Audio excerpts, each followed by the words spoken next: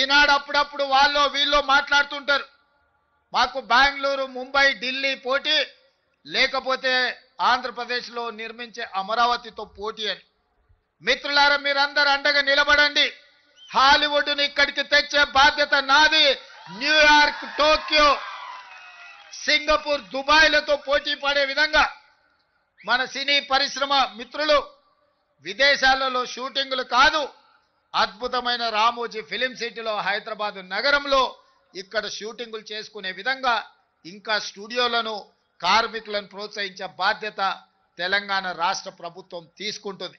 అందుకే మిత్రులారా, ఈనాడు తెలంగాణ రైజింగ్ 2047లో మీకు ఏ విధంగా అయితే ఐటీ పరిశ్రమకు ఒక చాప్టర్, ఫార్మా ఇండస్ట్రీకి ఇంకొక చాప్టర్, ఎడ్యుకేషన్ ఎంప్లాయ్మెంట్కి ఒక చాప్టర్, హెల్త్కి ఒక చాప్టర్ ఎట్లయితే ఉందో, ఫిల్మ్ ఇండస్ట్రీ కోసం కూడా ఒక చాప్టర్ పెడతాం.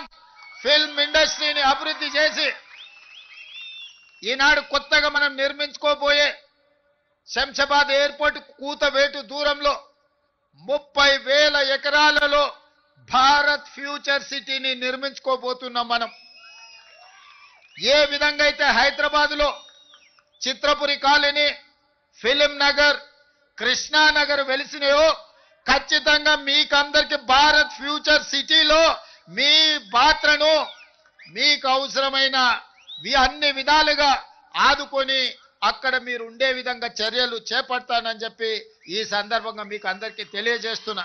అసలు హాలీవుడ్ ఏంది, అసలు ఆ మాట మాట్లాడడానికి కూడా కొంత తనను తాను ముందు ప్రశ్నించుకోవాలి. హాలీవుడ్ స్థాయి ఎక్కడ, రేవంత్ రెడ్డి గారి స్థాయి ఎక్కడ?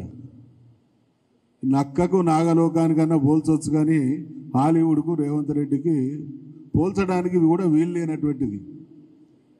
అంటే నాకు ఉన్నటువంటి పరిజ్ఞానం మేరకు మిగతా వాళ్ళంతా ఏమి తెలియని వెర్రి వెంగలప్పలు, నేను మాత్రమే అన్నీ తెలిసినోడిని, నేనేది చెప్పినా అది నమ్ముతారు అనేటువంటి భ్రమలో ఉండి, ఇంగ్లీష్లో ఒక సామెత ఉంది, ఒక మనిషిని శాశ్వతంగా, ఎక్కువ మందిని తక్కువ కాలం, తక్కువ మందిని ఎక్కువ కాలం మోసం చేయొచ్చు, కానీ అందరినీ అన్ని కాలాల పాటు మోసం చేయడం అనేది సాధ్యం కాదు అనేది ఆ ఇంగ్లీష్ సామెత యొక్క అర్థం. ఇక ఈయన ఏమనుకుంటున్నాడు, తెలంగాణలో ఉన్నటువంటి 4 కోట్ల ప్రజల పైన ప్రతిసారి నేను వంచగలుగుతా, నమ్మించగలుగుతా అనేటువంటి భ్రమలో ఉన్నాడు.